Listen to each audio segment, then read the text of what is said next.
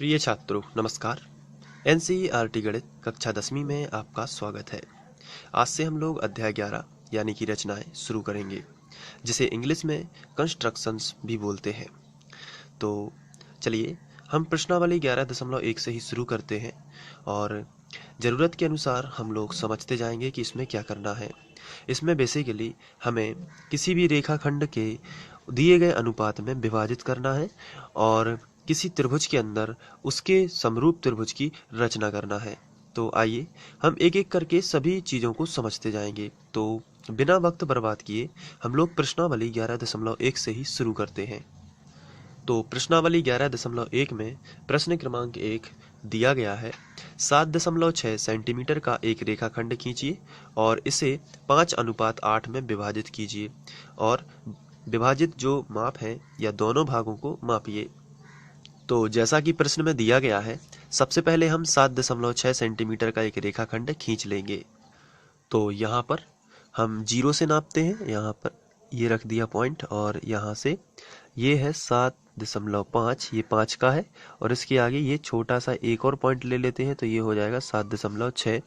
तो हम यहाँ से 7.6 और इसको मिला देते हैं।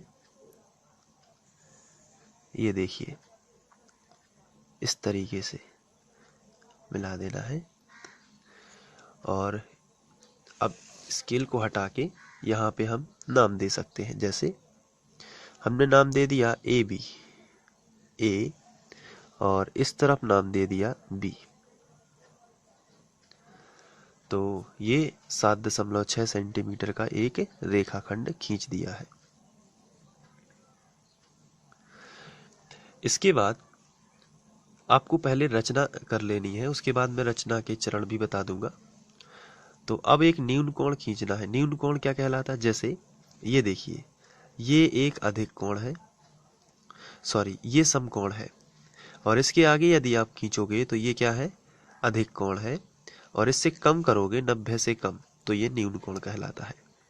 तो 90 अंश से कम न्यून कोण कहलाता है। तो न्यून कोण खींच लेते हैं एक। तो अपने मन से किसी भी डिग्री का, किसी भी एंगल का एक न्यून कोण हमने ये देखिए खींच लिया और न्यून कोण बनाती हुई एक रेखा खींची तो न्यून कोण हो जाएगा बी ए और इसको हम रेखा को नाम दे देते हैं एक्स। तो हो गया बी ए एक्स, एक न्यून कोण की रचना हो गई बी ए एक्स। सबसे पहले ए बी बराबर 7.6 सेंटीमीटर का एक रेखाखंड खींचा, उसके बाद बी ए एक्स की रचना की, न्यून कोण बी ए एक्स की रचना की। अब हमें क्वेश्चन में दिया गया था 5:8, ये दिया गया था। तो इन दोनों को जोड़ेंगे तो 5 + 8 कितना आएगा? 8 × 5 = 13। तो हमें उस किरण ए एक्स पर, ए एक्स जो किरण है हमारे चित्र में, उस पर 13 समान चाप लगाने हैं। तो ये जो आपको किरण ए एक्स दिख रही है, इस पर आपको 13 समान चाप लगाने हैं किसी भी नाप के। तो प्रकाल की हेल्प लेते हैं। ये देखिए, ये हमने इसको कम से कम किया और जितना कम हो सके उतना कम किया और इसमें हमें 13 चाप लगाने हैं। तो हम यहाँ से स्टार्ट होंगे और 13 चाप लगाएंगे। चलिए शुरू हो जाते हैं। तो हमने इसको थोड़ा चित्र को उल्टा कर लिया है ताकि हम आसानी से इसको समझ सकें और 13 चाप लगाएंगे। जैसे फर्स्ट ये है, इसको थोड़ा सा अच्छे से करते हैं। यहाँ पे रखा हमने और ये देखिए ये पहला चाप, फिर यहाँ पे रखा, ये दूसरा चाप, 2 हो जाते हैं। फिर यहाँ पे रखा और ये तीसरा चाप, फिर ये चौथा, फिर ये पांचवा। इसी तरीके से 13 चाप आपको लगा देने हैं। तो इस तरीके से 13 चाप लगाना है। अब हम इस चित्र को सीधा कर लेते हैं जैसा कि हमने इस तरीके से लिया था। तो ये देखिए 13 चाप लगे हुए हैं। अब इन चापों को हम नाम दे सकते हैं। जैसे इसको हमने दे दिया A1, क्योंकि A यहाँ पे लिखा है तो A1, A2, A3, A4 इस तरीके से देते जाएंगे। तो ये 13 चाप आपको लगा देना है। अब लास्ट वाला जो चाप है इसको आपको बी से मिला देना है। तो चलिए स्केल रखते हैं और मिला देते हैं। ये आखिरी वाला जो चाप आपको दिख रहा है इसको आपको किससे मिलाना है? इस बी से मिला देना है। ये देखिए, ये मिला दिया। अब आपको इसके समांतर एक और अन्य रेखा खींचनी है, तो उसके लिए हम प्रकार की सहायता से रेखा खींचेंगे और इसके लिए हमें यहाँ पे बहुत ध्यान से देखना है। सबसे पहले आपको एक यहाँ पे इस तरीके का चाप लगाना है। मैं आपको बताता हूँ, पहले हम चित्र को इस तरीके से कर लेते हैं। अब देखिए यहाँ पे ये आपको, आप थोड़ा प्रकार और भी फैला सकते हैं इस तरीके से जैसा मैंने फैलाया है। और पहले इस कोण सा जो बना हुआ है इस पर ऐसा चाप लगा देते हैं। देखिए ये चाप, ये देखिए। अब इसके बाद हमें अनुपात दिया गया था 5:8। आप क्वेश्चन में देख सकते हैं 5:8 दिया गया था। तो इतना ही जो नापा है हमने, इतना ही चाप अब 5 पर रखते हैं, क्योंकि अनुपात क्या था? 5:8। तो पहले क्या था? 5, फिर था 8। तो 5 के बाद 8 चाप लगे हुए हैं, इसलिए 13 पर लगाया है। अब आपको 5 पर लगाना है, क्योंकि शुरुआती जो अनुपात था वो 5 था।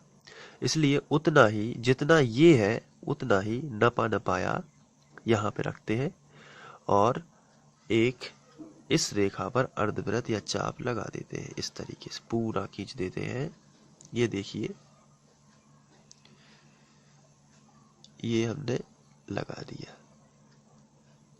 ये देखिए, तो जितना ये है उतना ही ये हमने यहाँ पे लगाया है। आप देख सकते हैं उतना ही ये है। अब इस कोण को नापते हैं यहाँ से यहाँ तक कि इनके बीच में कितना अंतर है, जितना ये चाप लगा था। तो ये देखिए, जितना ये हमने लिया था उतना ही ये मिल रहा है। तो इसको हमें फैलाने की ज़रूरत या कम करने की ज़रूरत तो नहीं लग रही है। तो लगभग हम इसी को, जितना ये है, इस शुरुआती पॉइंट वाले से जहाँ पे ये चाप इसको, इस रेखा को ये चाप कट करेगा, उस पॉइंट पे रखते हैं। ये A3 से यहाँ पे कोई मतलब नहीं है। केवल ये देखिए, ये वाली लाइन आप देख पा रहे हो यदि, तो ये वाली लाइन आप देख पा रहे हो, ये वाली, तो ये और ये लाइन, ये सीधी लाइन और ये जो चाप वाली लाइन ये कट रही है, यहाँ पे आपको परकाल का पॉइंट रखना है। और फिर इसके बाद यहाँ पे जितना ये है उतना ही यहाँ पे नाप कर इस तरीके से कट कर देना है। तो यहाँ पे जो पॉइंट आएगा इसको हम एक बिंदु रूप दे देते हैं, यहाँ पे पॉइंट बना देते हैं। अब इसके बाद A5 जो है, अनुपात क्या था? 5, तो 5 इसमें मेन रहेगा। तो 5 से एक सीधी लाइन खींच देते हैं। ये देखिए, इस तरीके से 5 से एक सीधी लाइन हम खींचेंगे। तो ये देखिए, खींच देते हैं एक लाइन इस तरीके की। तो इसके समांतर ये एक रेखा मिल जाएगी और यहाँ पर हम एक P नाम दे देंगे, P। तो BA13 के समांतर आ जाएगी PA5 और ये जो अनुपात होगा ये होगा 5:8, 5:8। तो इस तरीके से हमने रेखाखंड को 5:8 में विभाजित किया है। अब हम रचना के चरण लिख लेते हैं। तो रचना के चरण में मैंने 2 पॉइंट पहले ही लिख लिए हैं। सर्वप्रथम AB बराबर 7.6 सेंटीमीटर का एक रेखाखंड खींचा था हम लोगों ने, जो सबसे पहले हमने रेखाखंड खींचा था। इस रफ पेपर पर मैं आपको डेमो बताता जाऊंगा। ये इस तरीके का रेखाखंड हमने खींचा था सबसे पहले। उसके बाद हमने न्यून कोण BAX की रचना की थी। इस तरीके से ये न्यून कोण BAX की रचना की थी। ये पहले हमने AB खींचा था, फिर BAX बनाया था इस तरीके से। तो हमने लिखा। तीसरे नंबर पर हमने ए को केंद्र मानकर 13 समान किरण AX पर, ये किरण AX है, इस पे 13 समान चाप काटे थे इस तरीके से। तो हम लिख लेते हैं थर्ड पॉइंट कि बिंदु A को केंद्र मानकर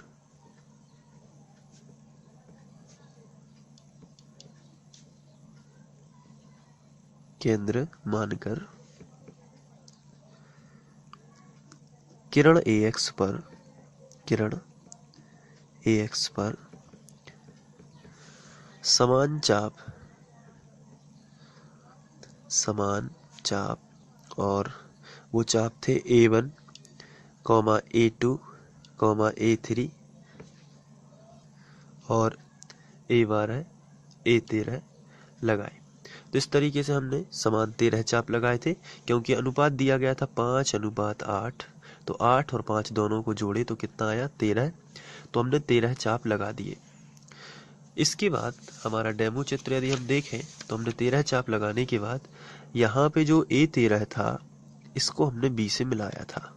तो हम लिखेंगे A13 को B से मिलाया।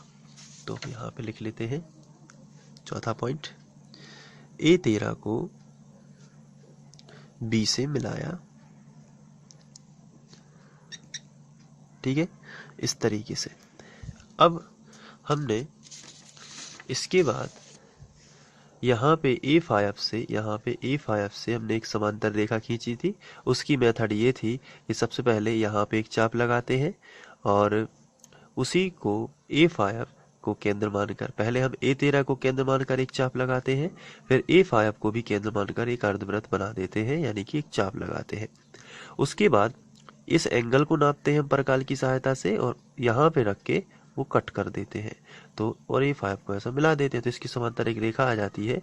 तो एक समांतर रेखा हमने जो खींची थी, तो हमने BA13, यहाँ पे P नाम दिया था उसको, तो BA13 के समांतर PA5 खींची। तो हम यहाँ पे लिखेंगे पांचवा पॉइंट, BA13 समांतर PA5 खींची। तो ये रेखा खींची थी। और इस प्रकार छठवां पॉइंट हम लिखेंगे AP अनुपात PB, जो कि यदि हम इसमें डेमो चित्र में देखें तो यहाँ पे जो P नाम है, तो AP अनुपात PB 5:8 होगा। तो हम यहाँ पे लिख देते हैं AP अनुपात PB बराबर 5:8 होगा। तो इस तरीके से अब हम औचित्य भी दे सकते हैं इसका। तो हम यहाँ पे हेडिंग डाल देंगे औचित्य, और औचित्य के लिए हम चित्र में देखेंगे। इस चित्र में आप एक त्रिभुज देख रहे होंगे AB A13 इसमें, और इस त्रिभुज में इस भुजा के समांतर ये वाली भुजा है, यानी कि BA13 के समांतर है PA5। तो थेल्स प्रमेय के अनुसार यदि किसी त्रिभुज में एक भुजा के समांतर एक अन्य भुजा हो तो वो अन्य दो भुजाओं को समान अनुपात में विभाजित करती है। यानी इसके बटे में ये लिख सकते हैं और इसके बटे में ये लिख सकते हैं। तो हम लिखेंगे औचित्य में सबसे पहले त्रिभुज AB A13 में, क्योंकि आप ये देख पा रहे होंगे AB A13 ये त्रिभुज है और इसमें BA13 समांतर है PA5 के। तो हम यहाँ पे लिख लेते हैं BA13 समांतर है PA5 के। तो समांतर है तो ये वाली भुजा AP बटे PB हो जाएगी और AA5 बटे A5 A13 हो जाएगी। तो हम लिखेंगे सबसे पहले AP बटे PB, यहाँ पे AP बटे PB बराबर AA5 बटे A5 A13। तो AA5 बटे A5 A13, तो हम यहाँ पे लिखेंगे AA5 बटे A5 A13 इस तरीके से। अब AP बटे PB ज्यों का त्यों बराबर AA5, A से लेके A5 तक कितने चाप लगे हुए हैं चित्र में देखते हैं। A से लेके A5 तक 5 चाप लगे हुए हैं, 1 2 3 4 5, ये देखिए। तो हम यहाँ पे 5 लिख सकते हैं। यहाँ पर A5 तक 5 और A5 से A13 तक कितने चाप लगे हुए हैं? आप देख सकते हैं A5 से A13 तक 1 2 3 4 5 6 7 8 8 चाप लगे हुए हैं, इसलिए हम यहाँ पे 8 लिख सकते हैं।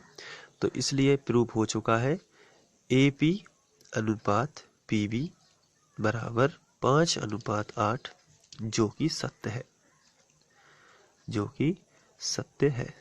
तो इस तरीके से हमें रचना कर लेनी है। आप इस वीडियो को अगर दोबारा देखेंगे तो और करके देखेंगे तो आप पे निश्चित ही ये प्रश्न बनने लगेगा। Thank you.